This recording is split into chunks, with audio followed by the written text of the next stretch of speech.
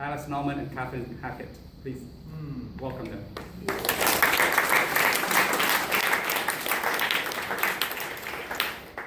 Hi guys, I'm Kathryn. Can you hear me? Yeah? Okay. So in true CLC fashion, in true CLC fashion, and I learned from the best, I'm gonna split my reflection up into 3 parts. Belonging, believing, and becoming. And I get this from the campus ministry team's motto this year. So first off, belonging. I walked in to Campesi room 310 my freshman year of college, thinking college would be an absolute breeze, right? Did not happen. Fall quarter turned out to be a lot more difficult on me than I ever anticipated. A good example of that was Club Fair, if all of you remember Fall Involvement Fair as they call it. And I was wandering aimlessly around, just completely desperate, right? I signed up for a cappella, baking club, a Latina sorority, and just really wanted any type of community. I floated around throughout fall quarter, attending these sessions that I heard about through the countless emails that we received, but just didn't really feel connected to Santa Clara. I couldn't find those meaningful, deep relationships that I was craving so desperately. I actually went back to homes in Monterey and went back home during Christmas break, not completely confident that I would be returning in January. I didn't feel, though, that I belonged at home either, so it was a very uncomfortable situation where I just felt this disconnect wherever I was. Of course, my parents packed my bags for me very quickly and drove me back to campus, so I returned in the winter. Winter quarter started out a little bit stronger. I joined a sorority.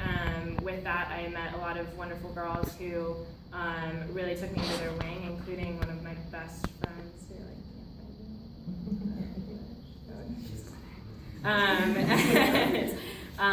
she really helped me get involved and meet some really incredible people. With that, I started attending 9 p.m. Mass with her, and we heard about CLC, and I was trying to wrap my brain on how I would have heard about CLC. Who would have told me about CLC? And I was thinking, I was probably after Mass, and I probably was approached by this crazy Jesuit, who just asked me if I was involved in CLC, and of course I wasn't. So I joined from there, and got involved in a small group, really enjoyed it, and then heard about leadership opportunities through executive council. So I joined executive council at the end of my freshman year, actually, and sophomore year, started down that path and just loved every minute of it. Met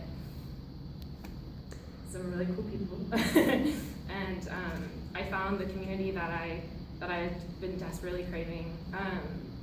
So I actually didn't know what CP meant until like last year.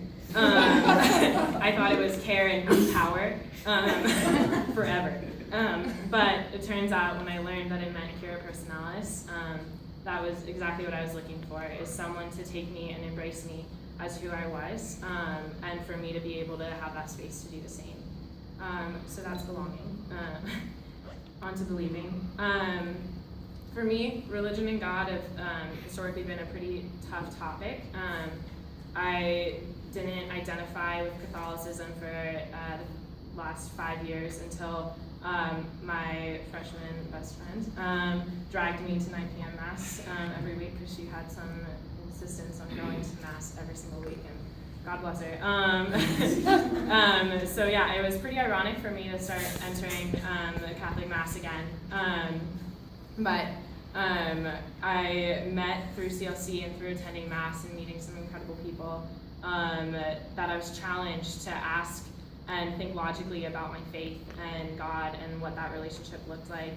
I was confirmed last spring, junior year, and just felt some like endless love and support from the people that I shared my experience with on council, but also the general CLC community. But what really struck me the most was that decision to proclaim my faith wasn't the end of my discernment period. In no way did that seal the deal for me forever, unfortunately. It didn't clarify everything, all the questions that I had, but I've been on this incredible journey since, growing in my faith even more and understanding this world through some really hard experiences, but also through the eyes of the Lord. Number 3, becoming. My main point for becoming is just that CLC has impacted me so incredibly much that I'm now proud of who I am when I look in the mirror, and that is something that I never could have anticipated, just how much that would mean to me. So I thank CLC so much for giving me that confidence. And one of the main things that I want to share with you guys in taking away is how much I learned to be gentle with myself and not to take myself too seriously. If you guys see me in high school, oh, quit on me. And then that when I'm changing and growing, even when it's unexpected and not the way that I thought ought to be or should be, that I've learned how to be gentle with myself. And that also goes for being gentle with the people around you. CLC and Exco have taught me how to provide that gentleness and that space for you to grow and learn and change and evolve into the beautiful people that you will be and the beautiful people you are today. And just the ending note, the path to who we're all meant to become looks very different for each of us. So just be aware of that. And that is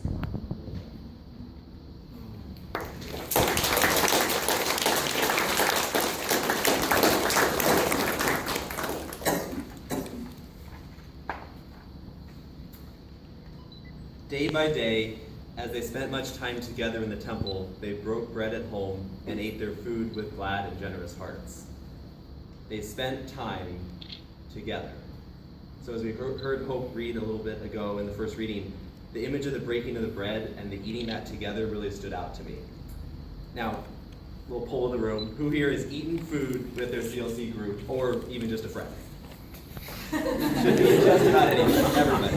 If your hand didn't go up, we're trying to get you a VIP pass to the front of the line outside. But we don't have to do that. So if you know me well, you know that food is a real passion of mine. But the food element is really only one part of it. Yes, food is our lifeblood. We quite simply can't sustain ourselves without it.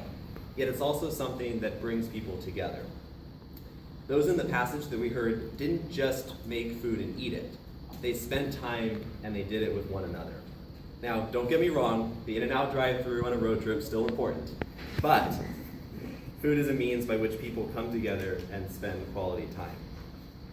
CLC has shown me the importance of spending time with others, truly knowing where others are at, and being supportive of each other during both high and low times. It's rather tough to choose a favorite memory or a part of my experience, but one activity, repeated many times over, is what I value most about CLC. And that's the chance to truly get to know people who also value and desire the same kind of deep connection that I've been looking for. I think we've all had those kind of conversations at some point in our life where we're really talking about a whole lot of nothing, right? Maybe we'd call it BS. Well, if I'm looking for a succinct way to put CLC for me, it's basically the opposite of this. Very few other places have I found a space where I can truly share my true, unfiltered, and real self, and also get to know others in the same way. A robust, large group event like casino night or line dancing, a profound small group meeting, a moving prayer partner encounter, an invigorating Emmaus walk. Each of these numerous experiences have been what CLC has meant to me, and I trust for many of you also. CLC brings together people from a variety of backgrounds, interests, and goals, and gives each the opportunity to interact and really learn from one another. It's a pretty special opportunity. So Kathryn very personally reflected on her experience of CLC in the context of the phrase belonging, believing, and becoming. And along with Kathryn and many other seniors in the room, I know I'm not alone in looking back over the last 4 years and seeing how much of an impact CLC has had on me. So to that point, I'd just like to offer a few pieces of parting advice. Number 1, CLC provides a sense of belonging. Always strive to find a community that is strong and supportive. Surround yourself with people who truly care about you and your best interests, whether in a workplace, a friendship, a romantic relationship, or other.